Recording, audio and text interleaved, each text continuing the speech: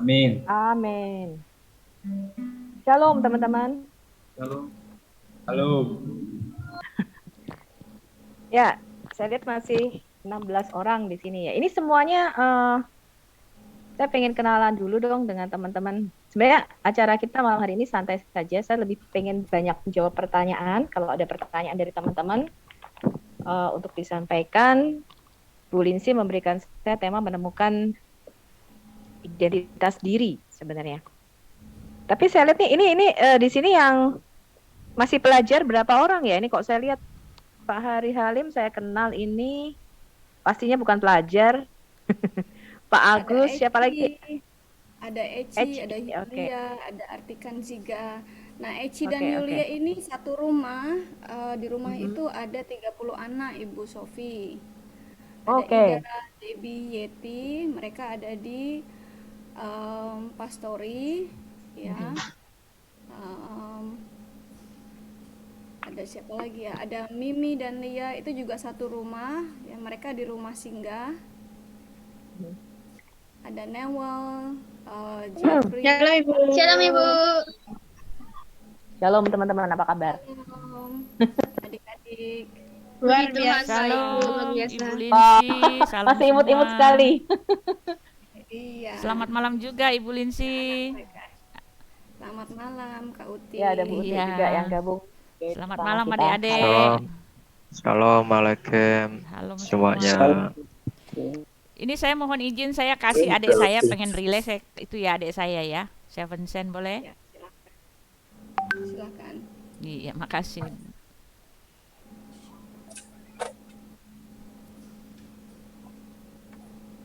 Ya, selamat malam teman-teman. Mungkin saya cerita sedikit ya tentang apa yang kami lakukan pelayanan saya. Saya mau sharing saja. Saya lahir baru itu kira-kira semester 4. Jadi umur berapa ya? Udah tua banget ya? Enggak ya, saya masih milenial ya. Saya lahir baru itu semester 4. Ya, bulan Februari saya lahir baru. 14 Februari.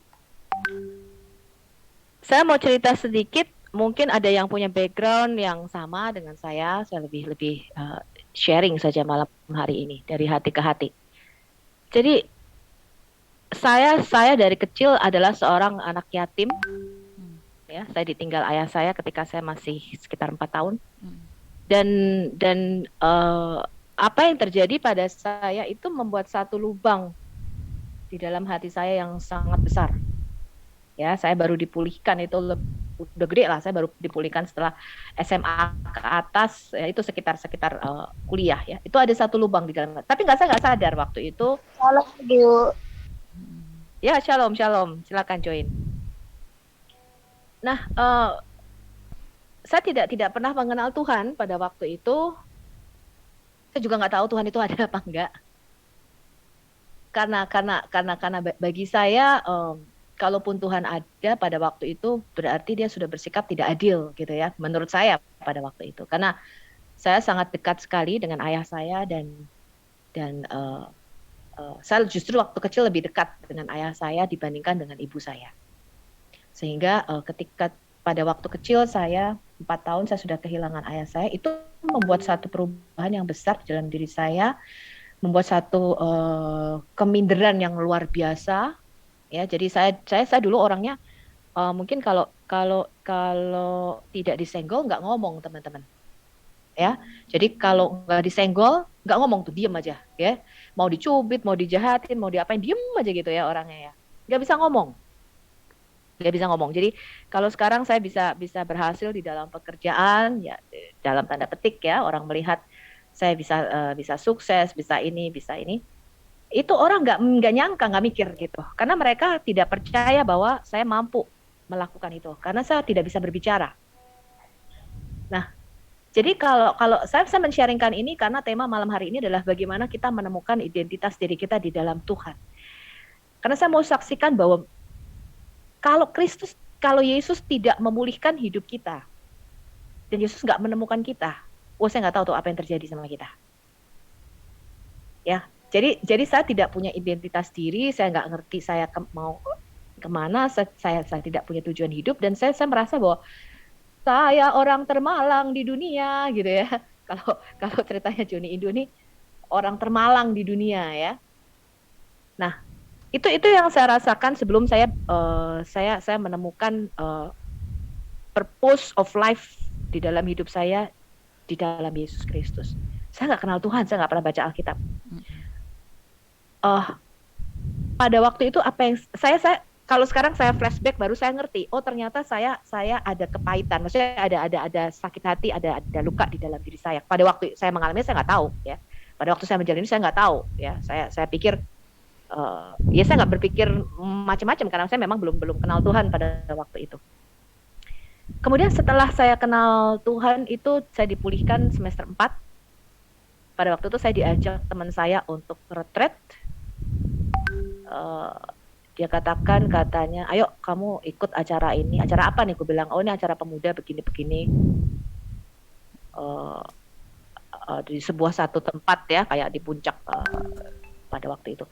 Itu kemudian saya pikir, ya bolehlah gitu, ngisi waktu ya. Karena waktu itu kan saya tidak pulang. Pada waktu itu saya pikir liburan semester dan ada acara, saya tidak pulang.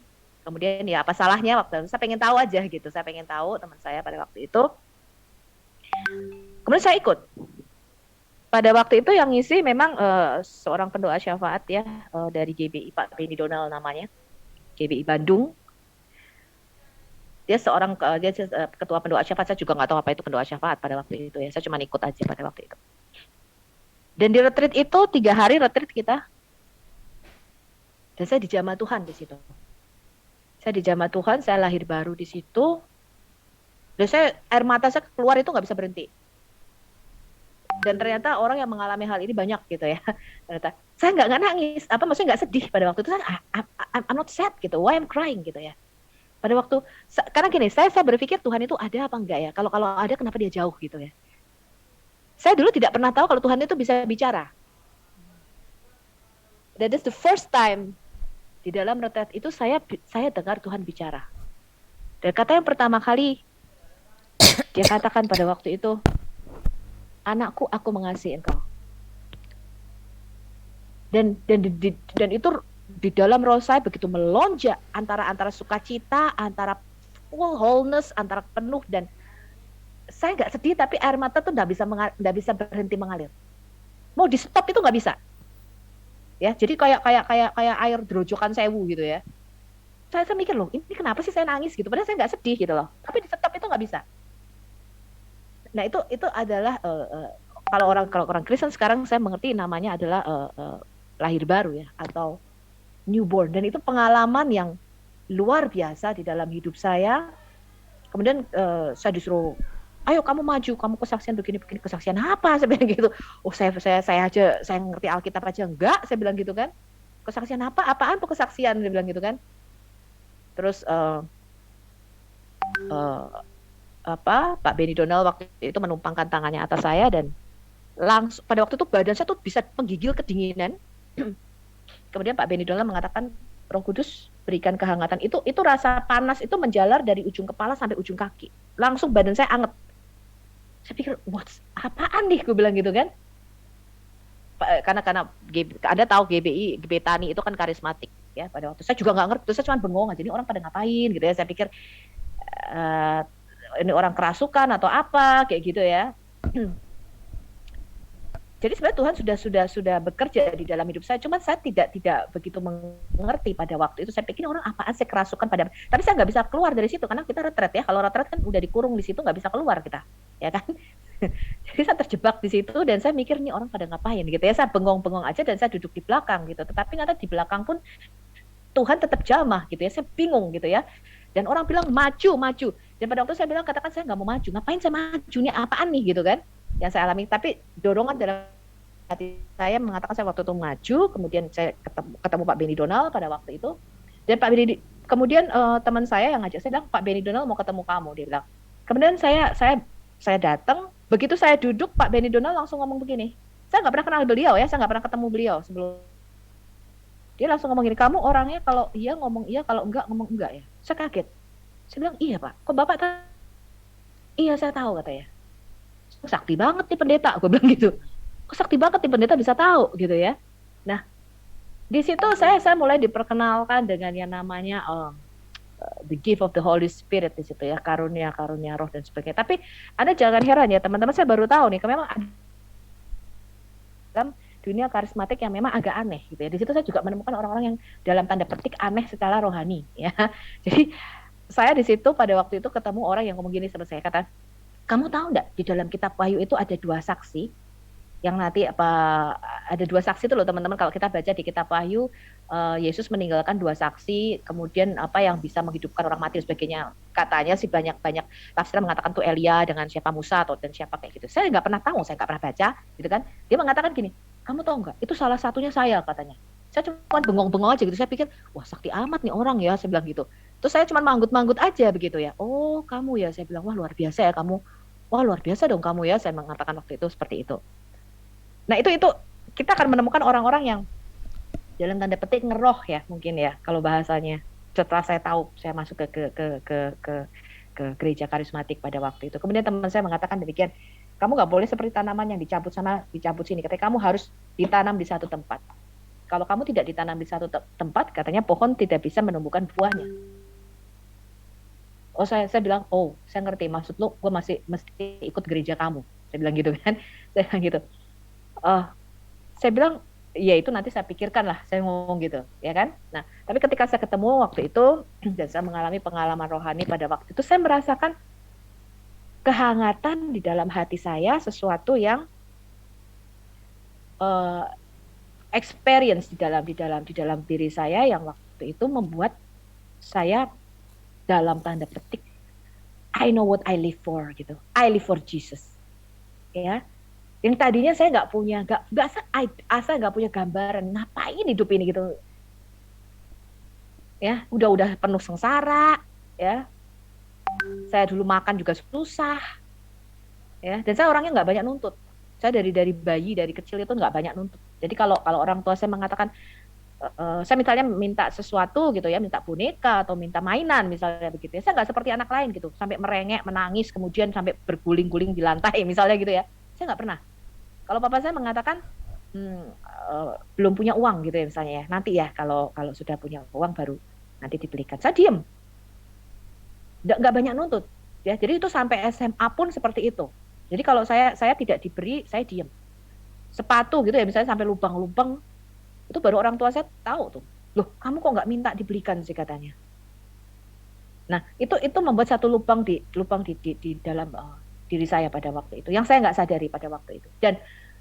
Dan pengalaman itu melekat, dan pada waktu itu saya baru tahu, dia mengatakan soft, apa yang kamu rasakan ketika kamu lahir. Saya baru tahu kalau Tuhan itu bisa bicara. Ya, kemudian saya itu pada waktu itu saya mau dikasih Alkitab sama teman saya yang ngajak saya retret ini, dan Alkitabnya sudah sobek. Kita udah ganti Alkitab beberapa kali, dan ketika saya baca, saya nggak bisa berhenti baca tuh. Saya ingat itu baca, saya rasa mulai dari kitab Daniel terus sampai Maleaki, itu saya nggak bisa berhenti baca tuh. Nggak bisa berhenti baca sampai saya baca ke Perjanjian Baru, saya tuh bingung kok bisa ya, kayak baca novel ya. I cannot stop reading this book sampai bukunya sobek-sobek, sampai saya coreti, saya garisi. Dan di situ saya menemukan sesuatu yang bahwa Tuhan itu hidup, dan yang pertama kali saya temukan dia bisa bicara. Karena dia bicara sama saya. Dan itu amazing for me. Karena selama ini saya tidak tahu bahwa Tuhan itu hidup dan bahwa dia bisa bicara. Nah, di situ saya mengalami sesuatu yang merubah kepribadian saya yang tadinya saya cuek ya sama teman-teman saya. Saya orangnya cuek teman-teman. Bahkan sampai sekarang pun kadang-kadang itu masih ya kecuekan saya itu ya. Karena itu sifat ya. Jadi I don't really care about anybody else as long as they don't hurt me. Jadi urusanmu urusan lu, urusan gue gitu. Selama kamu tidak menyakiti saya, tidak menyinggung saya tidak menyinggung kamu, I don't really care what you do. Saya nggak terlalu peduli, saya nggak kepo ngurusin urusan orang. Itu saya. Nah, pada waktu saya lahir baru, pada waktu saya eh, apa namanya, ngerti Tuhan pada waktu itu bahwa Dia hidup.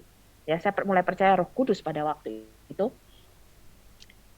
Saya itu bisa mulai care sama orang. Itu saya heran tuh.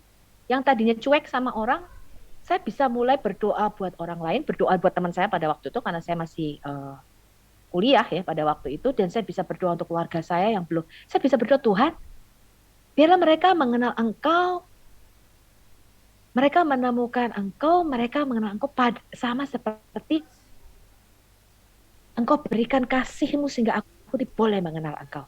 Dan hal pertama pada waktu itu yang Tuhan tunjukkan pada saya. Dia tunjukkan di depan saya seperti layar video begitu, suatu peristiwa pada waktu itu yang saya sudah lupa, kira-kira pada waktu itu saya umur 6 atau 7 tahun, saya lupa.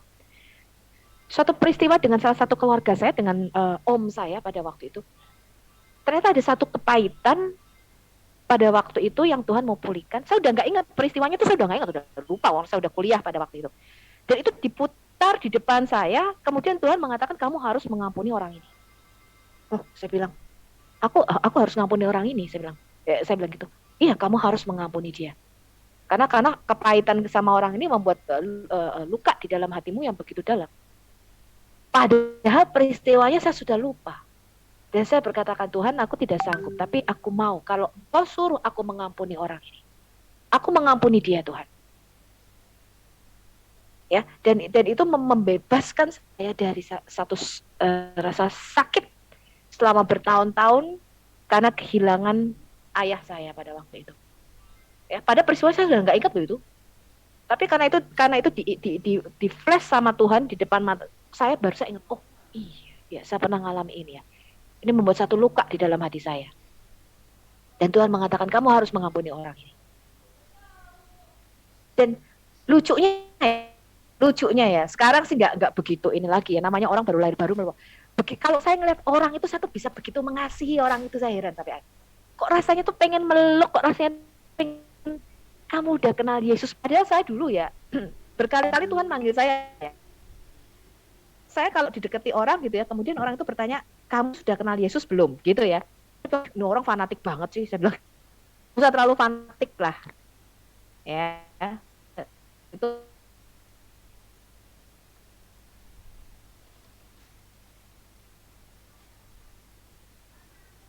saya kenal Yesus belum. Jadi orang pada waktu itu, teman-teman saya dan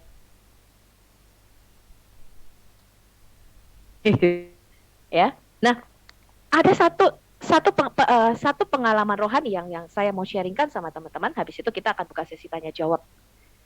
Bahwa sampai saat ini ya, saya saat ini juga berdoa. Jadi Tuhan itu tidak pernah berhenti bekerja di dalam setiap poin di dalam hidup kita. Tetapi kalau kita tidak punya pengalaman pribadi dengan Tuhan, itu bukan kekristenan. Ya. Saya mungkin saya mau cerita dua. Saya disembuhkan dari satu penyakit yang pada waktu itu orang ngomong tidak bisa.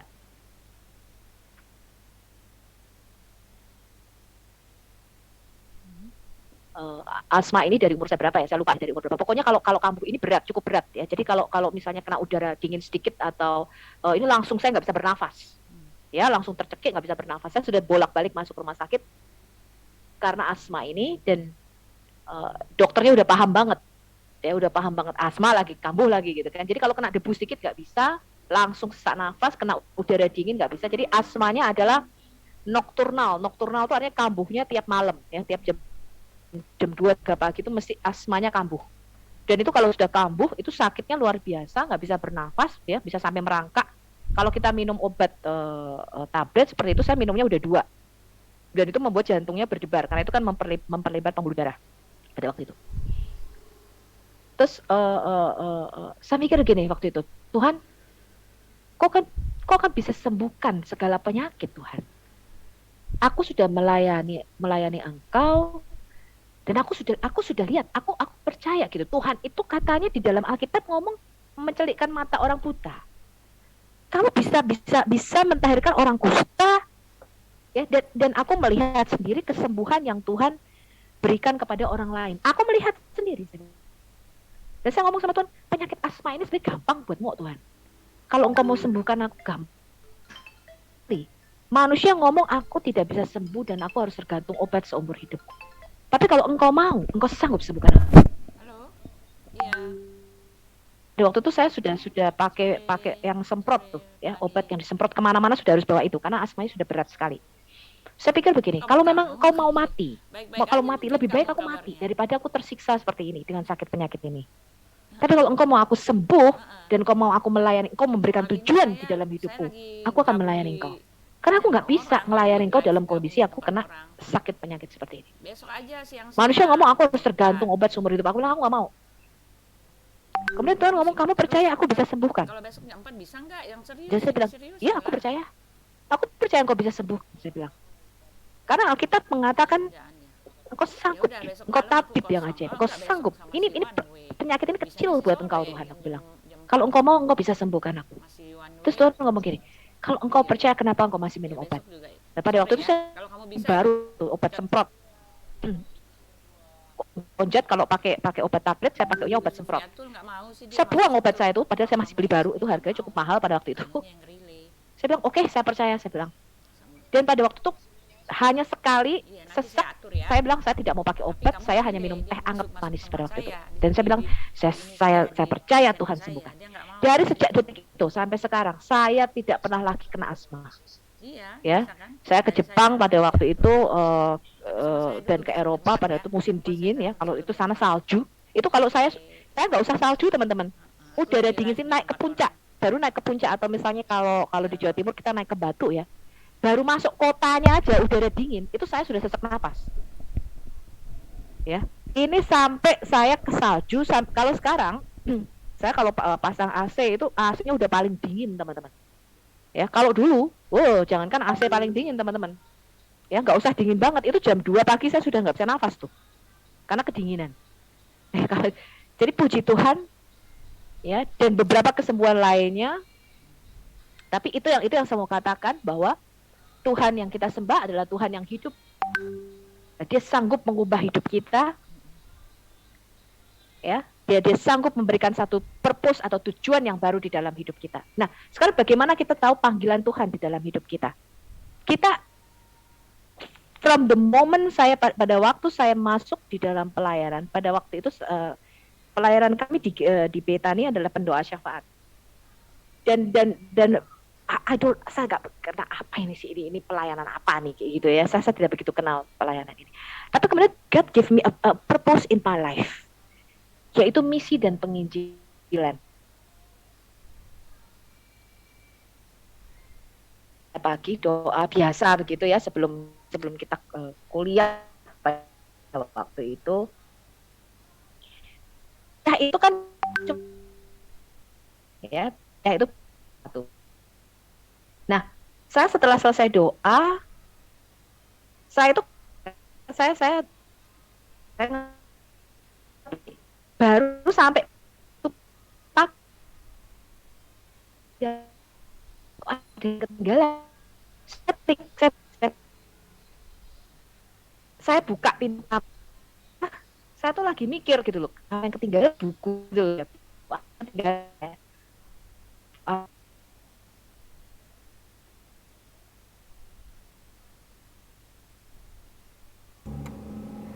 Bu Sofi, suaranya putus-putus. suaranya Kayaknya kita putus-putus. kehilangan Bu Sofi nih.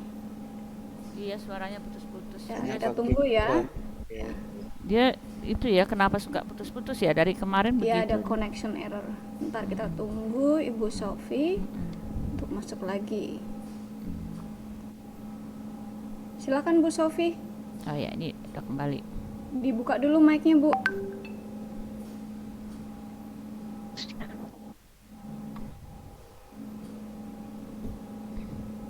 Dibuka dulu mikrofonnya Bu Sofi. Tadi sempat terpental. Sedang bergerak atau gimana? Bu Sofi.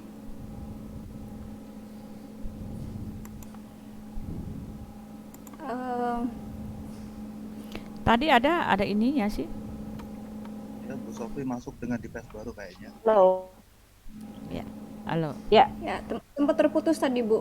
Ya, aku ada. Ya, oke, sebentar. Ya, kalau aku bicara lewat HP lebih stable sedikit. Ya. Aku lanjutkan ya. Nah, Tuhan memberikan satu purpose pelayanan pada waktu itu. Saya buka pintu kamar pada waktu itu, saya lanjutin ceritanya. Tuhan ngomong begini sama saya, bawa Alkitab. Saya bilang sama Tuhan pada waktu itu, ngapain aku ke kampus bawa Alkitab? Saya bilang gitu. Aku kan mau kuliah, saya bilang gitu. Aku nggak ke gereja, aku bilang. Terus kemudian Tuhan mengatakan, kamu mau taat apa enggak? Dia bilang, iya aku mau Tuhan, tapi untuk apa gitu loh. Kan aku ke kampus mau kuliah tujuannya, aku bilang gitu. Lagian Alkitabku tuh berat, aku bilang begitu. Terus dia ngomong, loh Alkitabmu kan kecil. Dia tahu Alkitab saya Gideon yang biru. Saya bilang, Tuhan tahu aja gitu ya, Alkitabnya kecil gitu kan. Terus oke lah, saya bilang gitulah. Saya nggak ngerti. Saya bilang oke, saya bawa. Saya bilang gitu. Saya bawa, saya ke kampus. Dan pada waktu itu pengajaran saya tuh lucu ya. Jadi dosennya itu, kita di kampus itu kalau ada mimbar kayunya tuh tinggi. Jadi kalau dosen itu duduk dia ketutupan tuh wajahnya. Yang kita dengar suaranya aja lah. Dosen saya tuh agak aneh. Dia itu nggak pernah kalau ngajar jalan.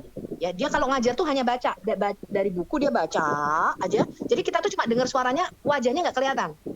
Intinya pokoknya kalau kita masuk mata kuliah dia absen itu minimal C. Tunggu Bu Sofi. Agus bisa jadikan saya co-host. Ini ada yang berisik. Jalan galaw ya. Huwag mo lang galaw yan. Jalan. Nagdaan ka kung sa BIR? Wala pa, bukas. 1-0 Agus, Ito bisa lang pala, jadikan bigyan saya sino co-host. to sa'yo ganito?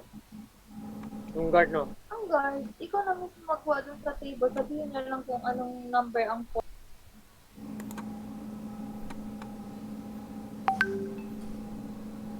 Silakan Bu Sofi, lanjut. Oke.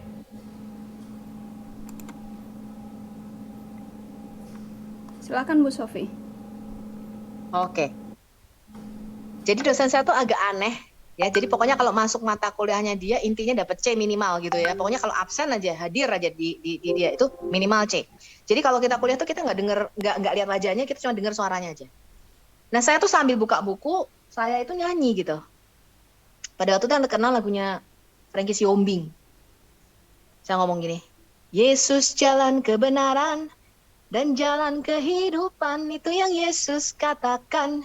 Aku percaya, amin, gitu ya. Saya nyanyi kecil pada waktu itu. Di sebelah saya tuh nanya begini, kamu Kristen ya? Saya bilang, iya, saya baru dibaptis, saya bilang. Oh, kamu tahu siapa itu Yesus? Ya iyalah, gue baru masuk Kristen, aku bilang gitu.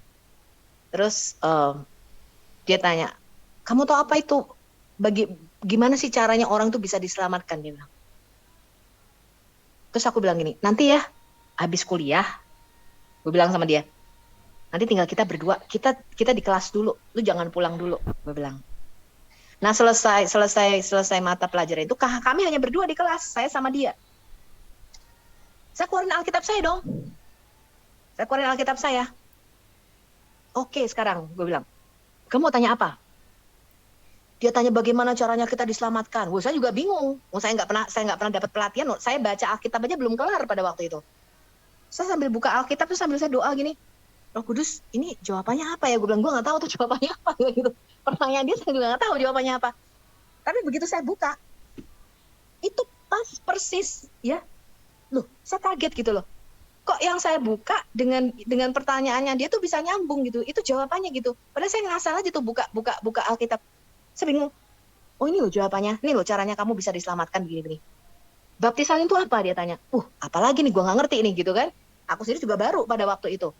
Bilang, apaan nih baptisan? Gue mikir gitu. Wah, Roh Kudus jawabannya apa gitu ya. Saya buka lagi. Kok bisa pas?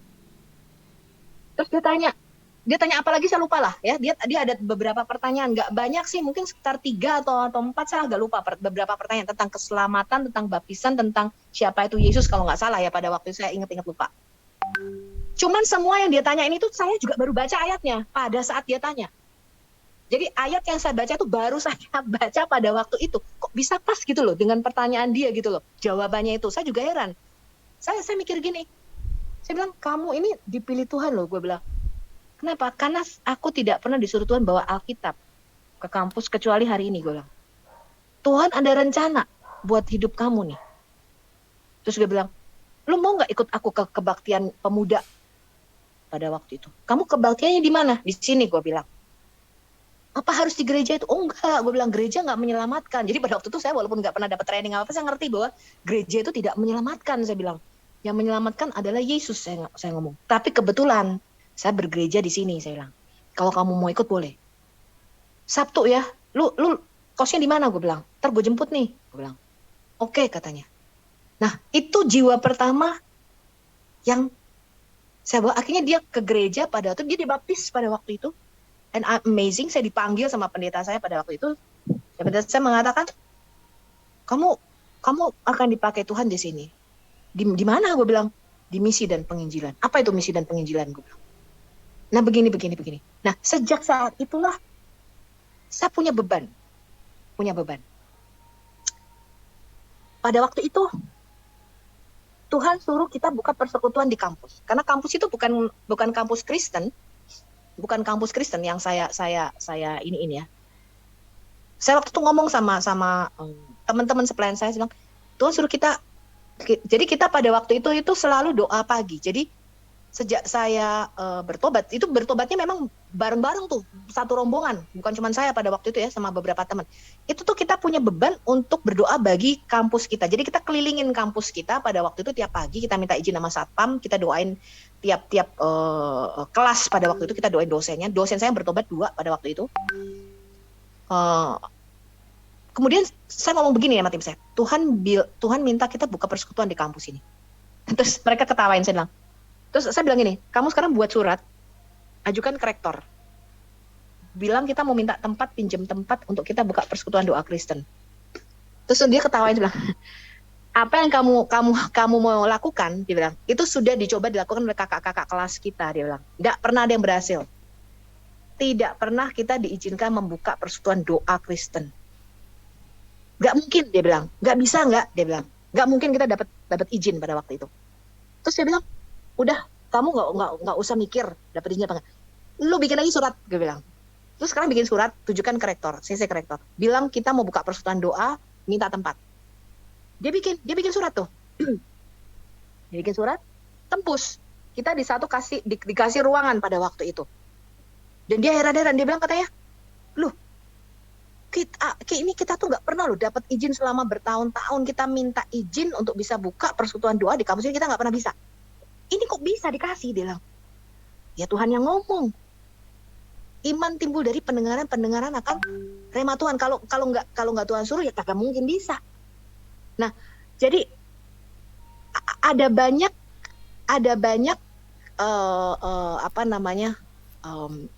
orang Kristen yang saya temui ya. Jadi kalau saya misalnya memberikan testimoni atau kesaksian, kok lu bisa sembuh sih dari sakit ini gitu ya? Gimana caranya lu sembuh? Gue berdoa, aku bilang gitu. Tuhan sembuhin aku. Walaupun mereka orang Kristen, mereka nggak percaya. Nah inilah yang dikatakan oleh di dalam Alkitab kita, dikatakan ini. Mereka beribadah. Mereka beribadah secara lahiriah, mereka beribadah ya, mungkin rajin ke gereja dan sebagainya. Tetapi mengingkari kuasa daripada ibadah itu. But they don't believe in the power. Mereka nggak percaya ada kuasa di dalam ibadah kita. Ya, mungkin kita tadi kita beribadah dengan menyanyi. Anda percaya nggak? There's a power in the praise or worship. Ada kuasa di dalam pujian kita. Pujian kita itu kalau kalian tahu menggoyangkan sesuatu di dalam roh yang in the spirit yang mungkin kita nggak ngerti. Nah, banyak orang Kristen yang Alkitab katakan secara lahiriah kita beribadah, tetapi kita mengingkari kuasa daripada ibadah itu. Kita mengingkari kuasa daripada doa itu. Jadi our worship, our pray, don't underestimate it. It has the power. Ya, jangan pernah Anda remehkan kuasa daripada doa. Akhirnya berkata doa orang benar. Jika didoakan dengan yakin, besar kuasanya. Sekalipun kita bukan Elia, karena Alkitab mengatakan Elia aja manusia biasa. Elia manusia biasa sama seperti kita. Dia berdoa dengan sungguh-sungguh 7 kali, langit tertutup. Gak ada hujan. Ketika dia berdoa lagi, langit terbuka, langit kebuka nih. Oh. Luar biasa ya kuasa daripada doa kita. Nah, jadi ada banyak ketika kita beribadah, kita nggak sadar. Ada kuasa di dalam, misalnya perjamuan kudus. Perjamuan kudus yang kita ambil, partake of the body of Christ, ketika kita mengambil bagian dari tubuh Kristus. Kita harus menyadari, there's a power. Di situ ada kuasa kesembuhan, ada kuasa pemulihan di situ teman-teman. Ya, dan Tuhan pulihkan hidup kita secara luar biasa, terutama dalam hal ekonomi. Ya, saya nggak pernah kurus kering kelaparan walaupun makan tahu tempe. Zaman kuliah saya cuma makan tahu tempe, tapi nggak pernah kurus tuh, saya juga heran, dan nggak pernah mati kelaparan. Ya, even makannya cuman sederhana, bahkan kadang-kadang Indomie ya. Kalau kalian tahu anak kuliah tuh apa sih? Seleraku Indomie ya. Jadi kalau udah tiap tanggal 15 saya udah sudah persiapan Indomie pada waktu itu. Kenapa? Karena kalau duitnya habis gue masih bisa makan gitu loh. Ya, ada Indomie, ada beras lah pokoknya. Ya. Dan itu saya alami hari-hari itu. Tetapi Tuhan tidak pernah berdusta. Ya, Tuhan tidak pernah. Jadi firman itu harus kita alami. Ambil aja. Firman itu harus kita alami. Ambil aja, Pak, ambil aja. Nah, satu lagi saya mau kesaksian, ini yang terakhir. Saya mau saksikan apa yang Tuhan berikan di dalam hidup saya. Habis itu kita akan buka Q&A tanya jawab. Iya. Pada waktu itu kalau kuliah, tuh teman-teman tahu kita udah dijatah. Ya. Pada waktu itu saya ya kecil lah ya jatahnya. Itu udah pas-pas banget tuh. Jadi ibu saya kalau ngirim duit itu tiap tanggal 1, nggak pernah meleset. Pada waktu itu kurang seminggu dari tanggal 1, saya udah habis duit. Gak ada sepeser pun, gak ada 1 rupiah pun saya punya pada waktu itu. Sebentar. Seminggu lagi baru dikirim duit. Wah, saya mikir nih, aduh seminggu puasa lumayan juga kan gitu ya. Seminggu puasa bisa kurus kering juga nih, saya mikir gitu. Gak makan, gak ngapa-ngapain, udah gak ada duit sama sekali. Ya kan? Akhirnya apa yang aku lakukan teman-teman? Aku berdoa, berhutang aku malu, gitu kan katanya, berhutang aku malu. Nah, aku doa sama Tuhan waktu Tuhan, waduh berat nih gue bilang, gak punya duit Tuhan, bokek, ya kan? Makan apa nih gue seminggu nih? Puasa 1 hari masih oke lah ya, paling lemes-lemes minum air putih. Tapi kalau seminggu, wah bisa pingsan nih aku, gitu kan? Gak ada makanan, terus aku mau makan pakai apa? Belum nih kalau gereja pakai duit siapa nih gue bilang gitu. Gak ada transport, gak ada duit transport, saya bilang gitu. Terus saya doa. Tuhan bilang ini, buka Matius 6. Hal kekhawatiran. Saya bilang apa Matius 6? Matius 6 apaan sih? Gue buka. Hal kekhawatiran. Janganlah kamu khawatir apa yang kamu makan, minum, pakai. Ya. Salomo bla bla bla, itu Yesus ngomong dengan begitu indahnya ya. Salomo dalam kemegahannya tidak pernah berpakaian seindah bunga bakung, ya. Dan burung di udara kagak menabur tidak menuai, Tuhan beri makan ya. Ini kalau nggak nabur makanya jadi nggak nuai ya. Burung di udara tidak menabur, tidak menuai, Tuhan kasih makan katanya. Tetapi kamu carilah dulu kerajaan Allah dan kebenarannya, maka semuanya itu akan ditambahkan kepadamu. Amin, gue bilang. Gue percaya, gue nggak mau khawatir. Terserah Tuhan, mau matilah.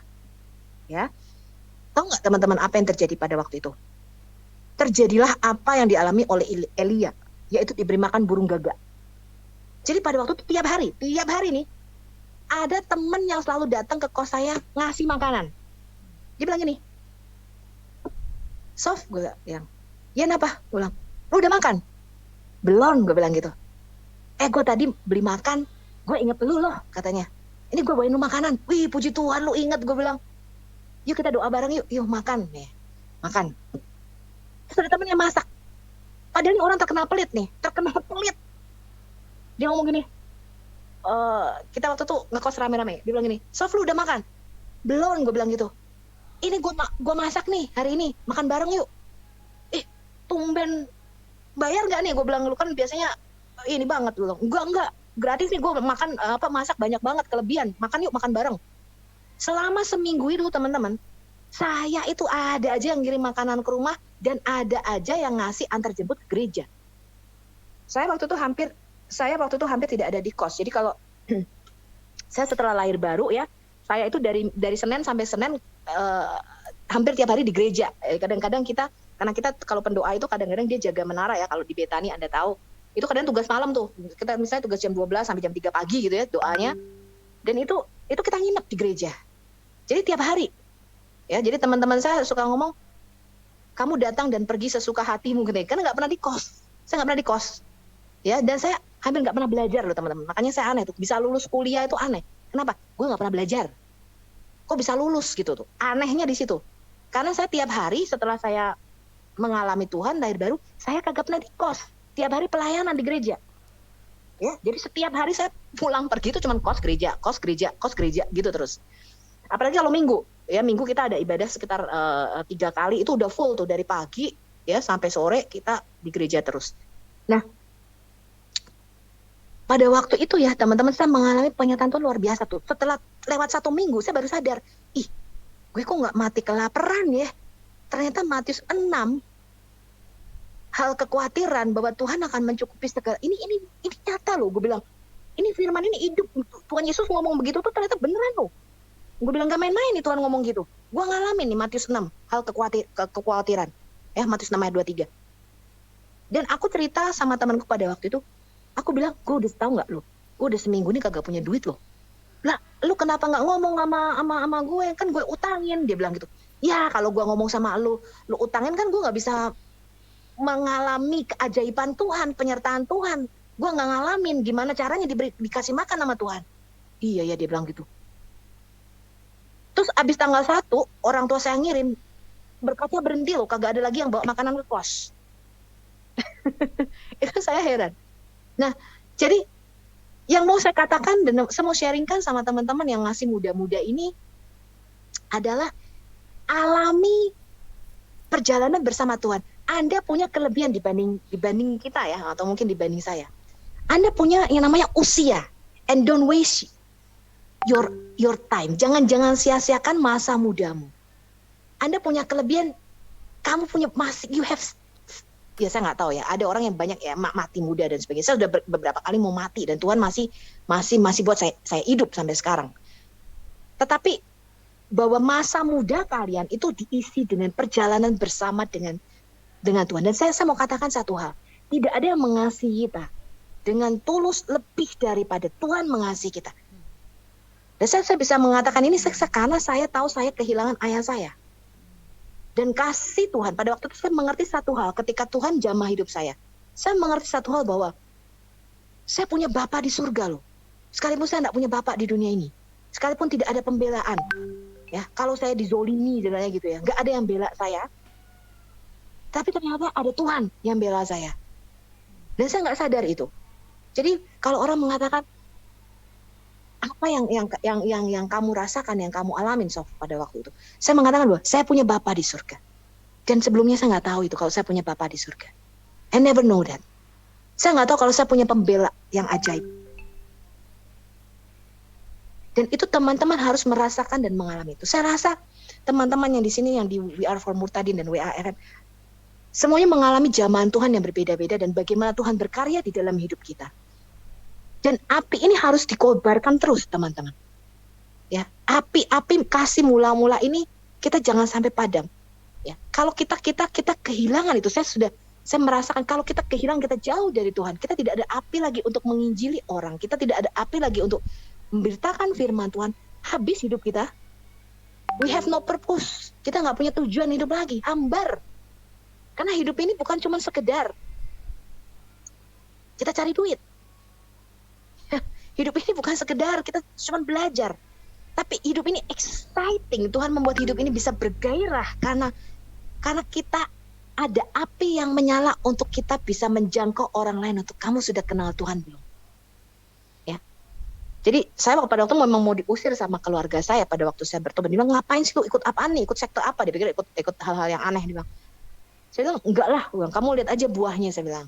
Apa aku jadi makin baik? Apa aku jadi buruk gitu kan? Saya ngomong pada waktu itu, ya. Dan keluarga saya akhirnya dijamah satu-satu. Ibu saya pada waktu itu belum kenal Tuhan juga, dan akhirnya dia mengalami perjumpaan pribadi juga dengan Tuhan. Dia mengalami sendiri perjalanannya bersama dengan Tuhan, ya. Pada waktu itu, dan saya bersyukur sekali.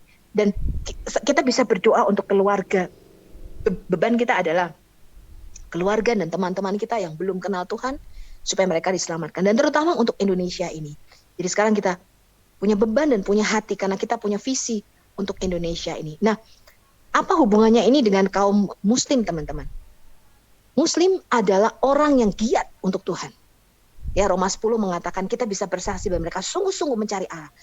Ya, orang Muslim adalah orang-orang yang sungguh-sungguh giat mencari Allah loh. Bayangin, mereka sehari berdoa 5 kali ya. Saya nggak tahu apa orang Kristen berdoa sehari 5 kali, saya rasa enggak ya. Berdoanya mungkin pagi, malam gitu ya. Kalau mau tidur, Tuhan gue mau tidur nih begini-begini, terima kasih Tuhan, bla bla bla blok gitu ya. Langsung tidur, apa doa makan mungkin. Tapi mereka sungguh-sungguh mencari Tuhan. Dan Tuhan memberikan satu visi di Yesaya 6 bahwa orang-orang Muslim ini akan kembali kepada Tuhan, yaitu orang yang hatinya seperti merpati. Dan ini yang kita doakan, sebab mereka sungguh-sungguh mencari Tuhan. Dan saya percaya, saya aja yang nggak terlalu sungguh-sungguh mencari Tuhan, ya, saya nggak sampai itu saya mencari Tuhan gitu, misalnya saya kemudian bersemedi atau berdoa atau menyingkirkan diri, enggak tuh, saya nggak kayak gitu tuh.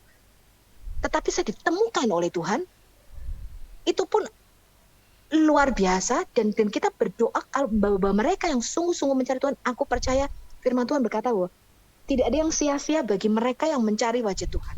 Tuhan berkata mereka yang mencari wajahku mereka akan menemukan. Dan itu yang kita doakan bagi Indonesia. Dan teman-teman, saya berdoa supaya Anda dibangkitkan menjadi seorang pemberita Injil atau apologet muda. Ya, kita berdoa karena kita memerlukan banyak orang-orang seperti itu. Dan apapun panggilan Tuhan di dalam hidup kita, teman-teman berdoa. Berdoa begini, Tuhan, give me the purpose of life. Berikan aku tujuan hidup. Ya, kalau Anda sudah di usia-usia di angka-angka seperti kita misalnya ya, ini usia-usia matang ya, saya bilang matang menjelang tua gitu ya. Nah, Anda harus berdoa dengan cepat-cepat. Semakin muda Anda dipakai Tuhan, semakin luar biasa. Kenapa? Kalau udah tua mau ngapain tuh, teman-teman? Ya. Kalau nanti kita misalnya udah tua, jalan aja udah susah gitu ya, lututnya udah kena persendian otot-otot, tuh gue mau melayani Tuhan ya, melayani apa nih? Ya udah tante-tante gitu, aduh tante mau melayani Tuhan, melayani apa ya? Ya udah tante bisanya berdoa ya, apa masak misalnya. Ya, which is good misalnya ya, itu pelayanan Tuhan juga. Tetapi semakin Anda muda, semakin Anda berdoa di dalam Tuhan dan Anda God give me the purpose of my life. Karena Tuhan akan pakai kita di talenta yang kita punya. Nah, saya tidak pernah mengerti talenta saya kalau tidak ada di dalam Tuhan. Karena talenta kita punya masing-masing sendiri. Ada yang Anda berdoalah, talenta apa yang Tuhan berikan, dan di situ kita berdoa sebab Tuhan pakai aku. Engkau sudah memberikan aku the gift. Engkau memberikan aku talenta ini. Kalau talenta untuk mengajar, biarlah itu dipertajam. Karena kadang-kadang begini teman-teman, kalau saya mengajar nih ya, ini saya mengajar nih, saya bikin materi. Kalau Anda lihat di Hayat Indonesia, ketika saya bikin materi itu tuh yang saya pelajari ya, itu bisa Tuhan kadang ngomong sesuatu yang saya baru kali itu tahu loh. Tuhan bisa bukakan sesuatu. Ini ya, kamu ini ngomongnya gini, nanti ayat ini nyambungnya ke sini, ini ke sini. Loh kok bisa ya? Saya juga heran. Jadi kadang-kadang ketika saya mengajar misalnya, atau saya ini, itu yang keluar dari mulut saya itu bisa balik ke saya, loh kok saya bisa ngomong gitu ya gitu. Jadi artinya memberi pengajaran buat diri saya sendiri. Dan saya berdoa karena saya baru masuk dunia apologetika ini mungkin 3 tahun ya, enggak mungkin 2 tahun saya baru aktif ya, tahun kemarin sama tahun ini ya mungkin ya, lebih banyak aktifnya. Sebelum itu saya lebih banyak belajar. Saya memang suka belajar, saya sangat suka belajar. Tapi ketika saya masuk di sini, karunia itu akan semakin dipertajam. Dan kalau Tuhan memberikan kita purpose of life, kalau Tuhan memang ini tujuan Tuhan mau pakai kita di satu bidang di situ, Dia akan memberikan kita karunia dan Dia akan mempertajam karunia-karunia itu. Seperti itu teman-teman. Ya, nah itu adalah yang mau saya sharingkan mengenai menemukan identitas kita di dalam Tuhan. Tanpa Yesus kita tidak punya jati diri. Tanpa Yesus kita terhilang. Karena Yesus is the center, is the purpose. Di dalam Yesus lah kita hidup ini punya makna. Itu hanya kalau kita ada di dalam Dia. Di luar Yesus hidup ini nggak punya arti, teman-teman. Trust me, ya, kosong hidup kita tanpa Tuhan. Itu yang saya rasakan selama bertahun-tahun. Nah, itu adalah yang saya mau sharingkan. Pak YP, mungkin boleh kalau ada yang mau respon, menanggapi, atau ada yang mau ditanyakan, coba teman-teman, silakan. Ya, saya mau tanya dulu yang pertama boleh? Boleh, silakan Bu. Ya, pertama saya kan kita kan semua sudah melihat Ibu Sofiatul sepertinya punya kelebihan dalam soal pengetahuan tentang latar belakang Islam, lalu Kristen, sejarah-sejarah gitu kan. Ini Ibu dapatnya dari mana, Bu? Ya, pengetahuan tentang itu ya, ilmu-ilmu itu Ibu dapat dari mana? Apakah Ibu pernah sekolah atau Ibu gimana itu? Ya, Sekolah. kalau Mm-mm, secara mm-mm, oh ya ya. Jadi dapatnya dari belajar, Bu. Ya mm. dari banyak membaca. Kalau sekarang kan kita download buku-buku online banyak sekali Oh. gitu. Dan Jadi otodidak ya, terutama kalau cari buku sendiri ya, otodidak ya. otodidak. Kalau Mm. kalau kalau saya rasa kalau talenta mengajar tuh banyak ya teman-teman kita kalau kita lihat pastor-pastor luar biasa. Pastor saya di gereja saya seorang pengajar, eh, seorang pengajar tuh begini ya. Kalau saya lihat ada banyak memang pastor bisa berkhotbah, tetapi tidak banyak yang punya talenta mengajar. Jadi kalau orang punya talenta mengajar, dia itu bisa membuat sesuatu yang rumit itu menjadi simple, menjadi dipermudah, orang itu bisa mengerti. Ya, orang bisa mengerti dengan cara yang sederhana, dia bisa menangkap garis besarnya dengan mudah, dan dia bisa mengingat tuh. Jadi kalau saya misalnya pastor saya ya, kalau khotbah itu saya bisa tahu garis besar yang dia omong itu saya bisa hafal, bisa ngerti, nancap di pikiran saya. Karena ada banyak pastor ketika berkhotbah minggu depannya kita udah lupa kemarin khotbahnya apa ya dia ya gitu ya kadang-kadang. Karena dia tidak punya talenta mengajar. Nah, orang yang diberi talenta mengajar itu dia bisa membuat sesuatu menjadi mudah, jadi gampang diingat. Ya, jadi nggak lupa. Ya, jadi saya ingat tuh, oh dia kemarin cerita mengenai 3 gunung di dalam kitab Taurat misalnya. Itu saya bisa ingat. Dia cerita tentang ini, itu artinya ini. Dia cerita tentang gunung yang kedua artinya ini, cerita tentang ketiga artinya ini. Kemudian dia cerita misalnya 3 tongkat, tongkat Musa, tongkat Yakub. Itu saya bisa ingat tuh. Ya, walaupun pastor itu udah lama banget khotbahnya, bisa bertahun-tahun. Kemudian dia khotbah mengenai the kingdom of God. Dia khotbah mengenai kerajaan surga. Itu saya bisa ingat nyantol di otak saya bertahun-tahun sekalipun itu sudah lama saya baca. Nah, itu karunia mengajar di situ. Nah, karunia berapologetika berbeda lagi kalau kita lihat. Kalau kita bicara mengenai Islamologi. Makanya saya berkali-kali kan mengatakan bahwa di gereja itu tidak banyak, ya hampir nggak ada lah, saya hampir nggak pernah dengar. Pastor itu menyinggung mengenai Islamologi. Mana pernah kita dapat pengajaran Islamologi di dalam gereja? Pastor itu kalau khotbah tidak pernah menyinggung Quran, tidak pernah menyinggung siapa itu Muhammad atau sejarah Israel. Kita buta, pengetahuan kita tentang Islam nol. Karena memang di dalam gereja tidak pernah diajarkan hal-hal seperti itu. Ya saya herannya ketika saya buka, ternyata memang terutama saya tertarik di dunia apologetika Islamologi, kan saya berkali-kali sudah ngomong sejak Christian Prince ya 4 tahun yang lalu ketika saya menonton iseng-iseng sih, saya waktu nggak tahu ya kok bisa menemukan itu. Saya menonton, saya ngikutin. Di situ saya mulai tertarik gitu loh. Di situ saya mulai tertarik, pertama karena saya memang di misi dan penginjilan. Pelayanan saya memang di misi dan penginjilan. Dan saya mulai tertarik itu karena saya nggak pernah dengar ada pendeta yang ngajarin seperti ini. Kita nggak tahu apa itu hadits. Kita nggak tahu apa itu ajarannya. Kita nggak tahu bagaimana nih Quran ini bisa sampai di tangan mereka, bisa jadi buku yang seperti sekarang ini, kita nggak tahu asal-usulnya dari mana. Nah, dari situlah saya belajar. Dari situlah saya cari tahu. Tetapi, buat saya begini, bukan hanya kita harus tahu ketika kita mengkritik kepercayaan ya, other beliefs, tetapi kita juga harus tahu apa yang kita percayai. Jadi yang paling penting adalah kita mengerti dulu nih tentang Alkitab kita. Kita ngerti dulu tentang apa yang kita percayai tentang firman Tuhan ini. Baru kita bisa compare ya dengan yang lain. Nah, kalau kita nggak mengerti apa yang kita percayai kan repot. Ya kita aja nggak ngerti gitu. Alkitab kita ditanya nggak ngerti. Ya ditanya tentang yang simple misalnya tentang konsep dosa, konsep keselamatan, kita nggak ngerti. Lalu bagaimana kita bisa menginjili orang lain? Bagaimana kita bisa membagikan Injil keselamatan itu kalau kita apa yang kita percaya saja kita nggak ngerti? Nah, inilah yang membuat saya membuat pengajaran itu saya bikin untuk awam.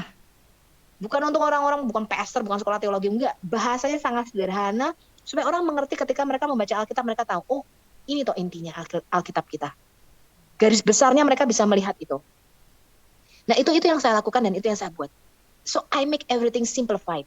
Saya membuat menjadi lebih gampang dan lebih mudah untuk bisa orang awam memahaminya. Karena misalnya kalau ditanya ya, saya mengajar di guru agama. Jadi ini adalah salah satu perkumpulan guru-guru agama Kristen yang nanti dipersiapkan untuk mereka dilempar ke SMA, SMP, sekolah-sekolah untuk ngajar agama. Pertanyaan yang simpel aja. Injil Markus itu yang nulis siapa? Injil Matius itu siapa yang nulis? Mereka nggak ngerti. Markus siapa yang nulis? Matius siapa itu? Lukas itu siapa yang nulis? Nah, karena saya bisa memahami nih kalau kita melihat pengajaran agama misalnya di SMA, mana pernah kita belajar mengenai apologetika dasar, bagaimana Alkitab ini terkanonisasi. Karena teman saya sekalipun dia dari keluarga Kristen ya, dan sudah puluhan tahun jadi Kristen ya, dia baru sadar, dia baru tahu, gue ke Yerusalem malah gue bisa murtad nih katanya. Enggak murtad sih, sampai sekarang dia masih Kristen gitu. Saya bilang, kenapa lo murtad? Gue baru tahu kalau Alkitab itu yang nulis manusia katanya. Lah, gue bilang, kok emang kamu pikir Alkitab itu turun dari surga? Gue bilang, yang nulis manusia lah. Nah, dari situlah saya bisa mengerti bahwa gereja ternyata tidak memberi makanan yang cukup mengenai apologetika. I'm very sorry. Ya, jadi mungkin khotbah di gereja, termasuk including in my church, ya. Ketika kita mengkhotbahkan, kita lebih mengkhotbahkan mengenai motivasi mungkin, ya kan. Kita kuat di dalam kondisi misalnya COVID seperti ini, ya ada orang yang kehilangan pekerjaan, misalnya begitu ya. Motivasi mengenai apa lagi? Kadang-kadang gereja ya, saya masukin beberapa gereja khotbahnya lebih seperti motivator gitu loh. 5 kunci sukses, jujur. Apalagi tuh setia, apalagi lah 5 kunci gitu ya misalnya. Lah ini mah gue nggak usah di gereja gitu ya, di kerjaan gue aja gue dapet gitu kan. Nah, tetapi ya hal-hal yang dasar, yang basic dan mendasar, ya saya melihat ini terutama di kantong-kantong Kristen ya. Kalau kita lihat mereka menyerangnya adalah di bagian apologetikanya, pengajarannya. Kalau kita tidak kuat di apologetikanya ini berat. Ya, ketika kita ditanya misalnya nih, simple ketika saya melemparkan, karena saya juga mengajar apologetika, saya melemparkannya pertanyaan. Katanya kita Tritunggal itu menyembah 3 Tuhan, mereka mengatakan 3 in 1 katanya. Tritunggal itu apa sih? Gitu. Kalau saya tanya Tritunggal itu apa sih? Kebanyakan menjawab 3 in 1. Lah 3 in 1 kan Torabika. Emangnya shampoo Torabika 3 in 1, kopi 3 in 1. Nah, jadi hal yang simple ketika kita mengatakan, katanya kita ini Kristen ya, kita percaya kepada Tritunggal, Trinitas Maha Kudus. Apa sih Tritunggal itu? 3 in 1. Nah, jadi kebanyakan gereja tidak memberikan satu basic pemahaman apologetika, meletakkan satu dasar apologetika di mana kita bisa menjawab pertanyaan, terutama pertanyaan Muslim. Nah, ini yang saya lihat mulai dirubah. Karena saya melihat ketika saya diminta untuk mengajar, ternyata yang masuk di ruang adalah beberapa pastor dan beberapa orang-orang sekolah teologi ya. Dan mereka bilang, kita nggak dapat ini di sekolah teologi. Dan saya nggak tahu karena saya nggak pernah sekolah teologi gitu. Ya, nah mereka mengatakan kita nggak dapat ini di sekolah teologi. Well, I don't know, saya bilang, karena saya nggak pernah sekolah teologi ya. Tetapi bahwa basic yang gereja perlukan saat ini adalah kita harus punya fondasi dasar apologetika dan pengajaran yang cukup kuat. Dan ini basic banget. Bagaimana Alkitab itu sampai di tangan kita. Karena inilah yang diserang oleh yang katakan kristolog ya dari mereka. Ya, jadi pertanyaannya sebenarnya simpel-simpel kok. Ya Tuhan kamu 3, kamu menyembah 3 Tuhan, 1 tambah 1 tambah 1 kok bisa 1? Ya pertanyaannya muter-muter itu aja sih. Yesus itu bukan Tuhan, Yesus itu cuma nabi, cuma utusan. Nah, kan pertanyaan itu aja. Muternya di situ sebenarnya. Nah, itulah yang harus kita equip gereja, memperlengkapi tubuh Kristus ini supaya mereka bisa menjawab. Nah, itu yang saya doakan dan itu yang Tuhan pakai di dalam hidup saya. Begitu Bu Uti. Ya, luar biasa sekali. Ya, terima kasih Bu Sofi, luar biasa sekali ya. Ya memang itulah kelemahan dari gereja. Kadang juga saya berpikir ya, kok gereja nggak pernah gitu bahas. Tetapi saya pikir ada untungnya juga sih, memang nggak perlulah bahas-bahas mereka dalam situasi kita yang minoritas begini gitu. Tetapi akhirnya kan menimbulkan ketidakmengertian kita tentang mereka. Makanya itu juga penyebabnya penyebabnya banyak juga yang meninggalkan Yesus karena mereka nggak kenal, yang di sana mereka nggak tahu gitu. Mereka pikir Ya, bagus-bagus aja gitu. Heeh. jadi kalau Heeh. kalau saya melihat kenapa orang dari Kristen bisa mualaf begitu ya. Mm-mm. Iya. Mereka ngomong kayak Tere Pardede misalnya. Mm-mm. Saya bertanya kepada suster saya nih, Yesus kalau Tuhan kenapa Yesus berdoa? Yesus Mm-mm. berdoa kepada siapa? Mm-mm. Ya kalau kita tidak bisa menjawab pertanyaan-pertanyaan seperti ini dan kita tidak di-equip, tidak diperlengkapi, ya akhirnya dia begitu deh, kan gitu. Ya Iya, kan? yang Nah, lebih parahnya di gereja juga kadang tentang doktrin yang seperti ini juga nggak dijelasin gitu. Apalagi iya nggak dijelasin nggak. Jadi datang ibadah tuh cuma untuk itu apa namanya, belajar beriman, beriman, beriman. Tuhan menyelesaikan masalah, Tuhan menyembuhkan orang sakit, Tuhan ya akan kita harus melindungimu. mengasihi Ya gitu kita kan. mengasihi itu Kalau aja. orang udah kaya dianggap itu berkat itu, Bu. Iya itu aja. Memang itu aja. Nggak pernah Temanya diceritakan. begini. Ya. Temanya menaburlah kamu seperti Ishak ya, makin lama bertambah kaya dan makin lama menjadi kaya. Mm-mm. Jarang banget diceritakan tentang ini kan ceritanya misalnya satu ayat gitu ya. Saya melihat ini ayat bagus sekali nih kalau dikembangkan, kalau diceritakan ini doktrinnya bagus nih, kena nih cerita tentang Yesus. Yesus itu siapa? Anak Allah itu siapa? Tahu-tahu yang dibawa di situ ya aplikasinya ke kehidupan sehari-hari. Padahal itu bagus sekali. Jadi banyak sekali sebetulnya orang-orang di dalam gereja tuh nggak ngerti Yesus yang dia sembah itu siapa gitu. Jadi ketika ada goncangan, ada rayuan dari luar, apalagi dia dapat jodoh atau apa, ya tinggalin aja Yesus seperti itu. Itu kelemahan dari gereja gitu, karena mereka nggak ngerti. Coba kalau mereka mengerti, mereka tahu status mereka tahu siapa yang mereka sembah, itu nggak gampang ninggalin Tuhan tuh nggak gampang. Jadi kalau saya lihat orang-orang yang murtad itu, orang-orang yang murtad dari Kristen itu ya karena mereka nggak ngerti apa-apa.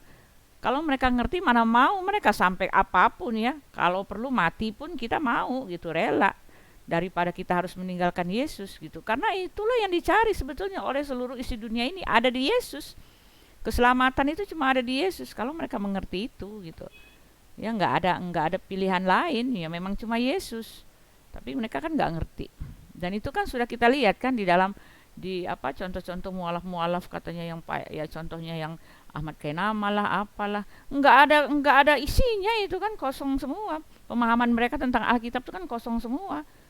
Iya kan, buktinya bisa mereka bilang di Alkitab sendiri dikatakan Tuhan bukanlah manusia sehingga dia berdusta gitu. Loh saya bilang kok dia katanya Kristen, nggak ngerti yang begini-begini. Apalagi yang mantan pendeta gitu. Di perjanjian lama nggak ada Roh Kudus katanya. Ini orang apa-apaan sih?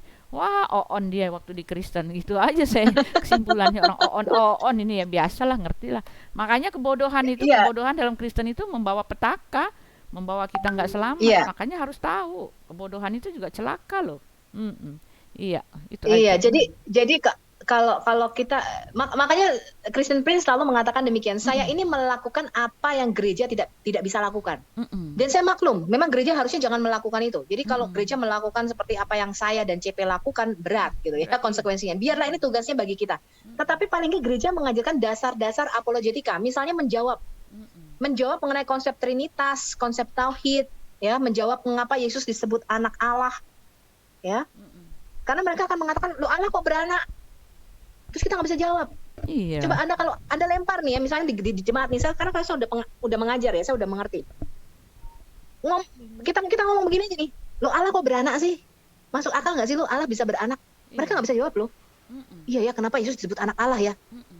Nah, ini kan yang harus kita latih, kita equip mereka. Maksudnya apa sih kenapa Yesus disebut anak Allah? Ini kan harus kita equip, gereja ini kan harus kita latih untuk menjawab hal ini, gitu loh maksud saya.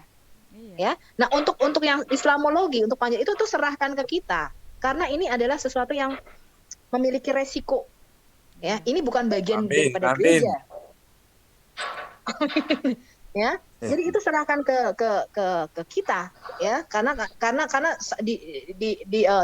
saya didukung oleh gereja-gereja juga dan didukung oleh hamba-hamba Tuhan. But bagian yang ini pasukan yang berani matinya inilah yang di depan, ya kan? Nah, tetapi bahwa kita harus mengequip gereja, makanya di tempat saya tidak boleh kita hanya berpolemikus seperti channel-channel Muslim yang mengkritik, yang ngomongin Alkitab tapi tidak pernah membahas pengajaran mereka. Nggak boleh, kita harus berimbang. Kita harus ngerti apa yang kita percaya untuk menjawab hal ini. Karena apa?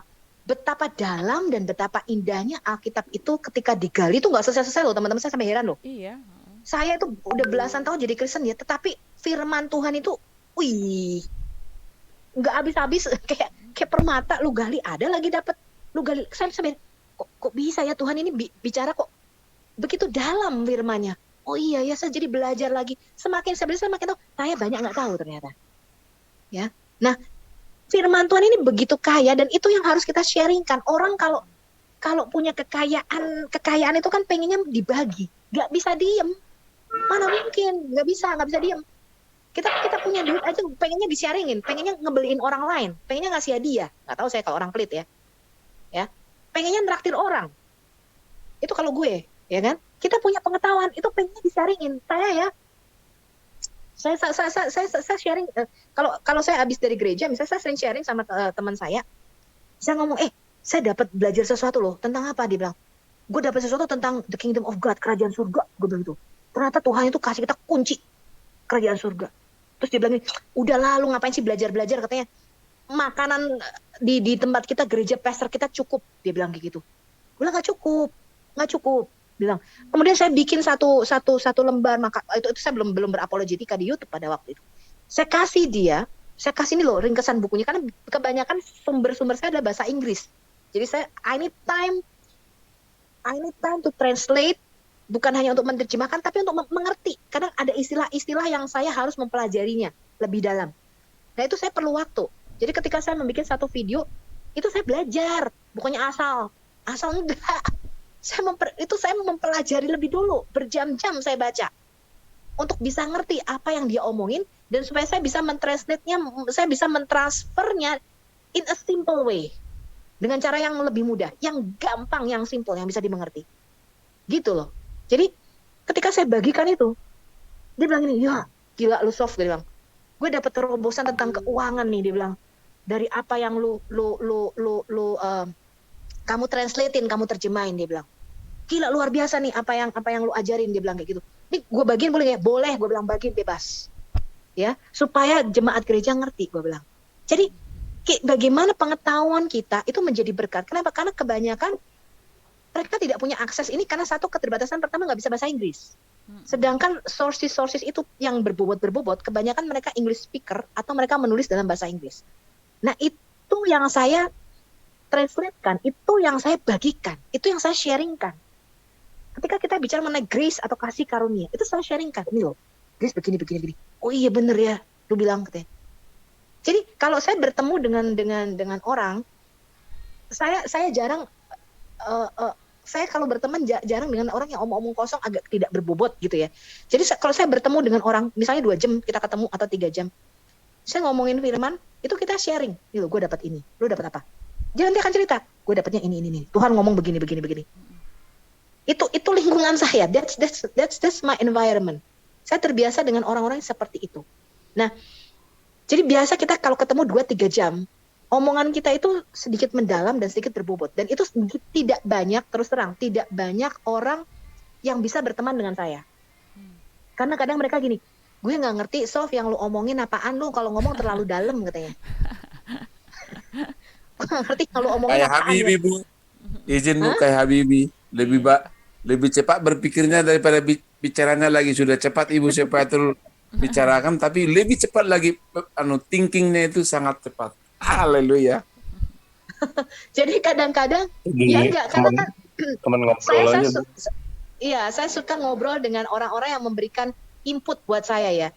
Apakah itu di dalam teologi ya? Kalau kita bicara mengenai firman, saya suka ngobrol firman Tuhan tuh. Saya suka banget tuh. Saya suka banget kalau orang sharing mengenai ini loh, Tuhan ngomong, itu dalam banget tuh. Ya. Karena firman Tuhan tuh kaya loh teman-teman, luar biasa. Saya suka juga orang ngobrol bisnis. Ya, saya suka orang ngobrol sesuatu yang mendalam, yang dia ngerti banget apa yang dia omongkan. Nah, dengan orang-orang yang seperti itu kita bergaul. Tapi kalau ada yang ngomong, ada orang ngomong kosong begitu ya, itu agak kurang matching sama saya. Biasanya tuh ya gimana ya, kayak kurang match gitu kalau saya ngomong. Paling ya saya ajak makan gitu lah, saya ngajak ngobrol gitu. Tapi kalau dengan orang yang berbobot gitu ya omongannya, itu saya ajak keluar, makan yuk, makan sama gue, ngobrol. Ngobrolnya bukan ngobrol soal fashion, bukan ngobrol soal film. Saya suka nonton film sih, actually ya. Tapi ngobrolnya soal apa? A deeper meaning of the word of God. Dan saya suka itu. Dia sharingkan mengenai hidupnya dia. Dia sharingkan apa yang Tuhan bicara di dalam hidup dia. Dan saya sharingkan apa yang Tuhan bicara di dalam hidup saya. Hidup ini nggak gampang, teman-teman. Hidup ini nggak gampang. Saya tahu. Saya udah ngalamin hal itu. Tetapi bersama Tuhan, jangan pernah takut ya.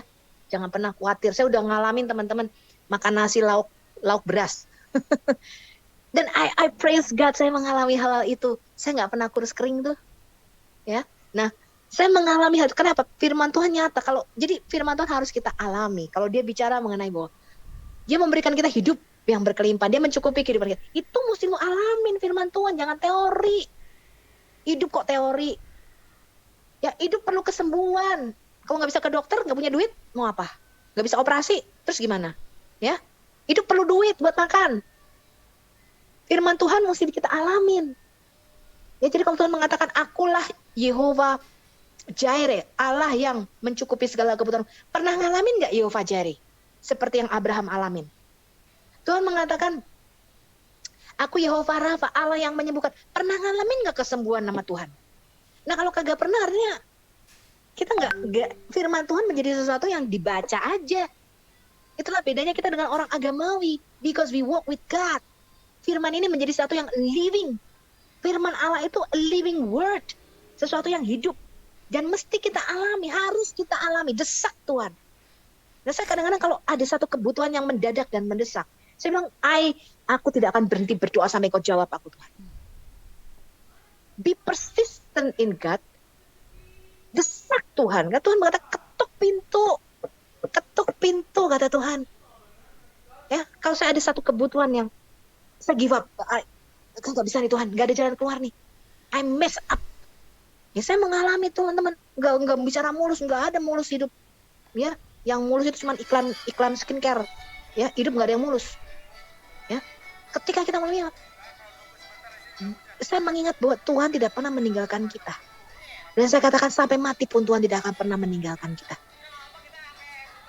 Ya, ketika kita mau intip-intip, mau jatuh, kayak orang udah di pinggir jurang nih, Tuhan tangkap kita, Tuhan balikin kita. Ya, desak Tuhan. Ya, kadang kalau kita berdoa misalnya sesuatu, God, saya bilang, sampai engkau jawab aku nggak berhenti berdoa. Aku bilang, sampai engkau ngomong sesuatu, sampai engkau jawab. Apa jalan keluar dari masalahku ini? Because I give up. Aku nggak punya jalan keluar, buntu. Ya, tapi di dalam Tuhan selalu ada jawaban. Jangan pernah berhenti berharap. Kadang-kadang saya juga begitu. Aduh Tuhan, desperate banget gitu ya. Misalnya kerjaan macet lah, apalah gitu ya. Kemalangan lah menimpa kita. Lu kita ngalami teman-teman. Ya, kita ngalamin itu. Kita manusia masih hidup di dunia. Gak ada yang mulus ya. Yang mulus cuma iklan skincare, gue bilang. Ya. Tetapi kalau kita berhenti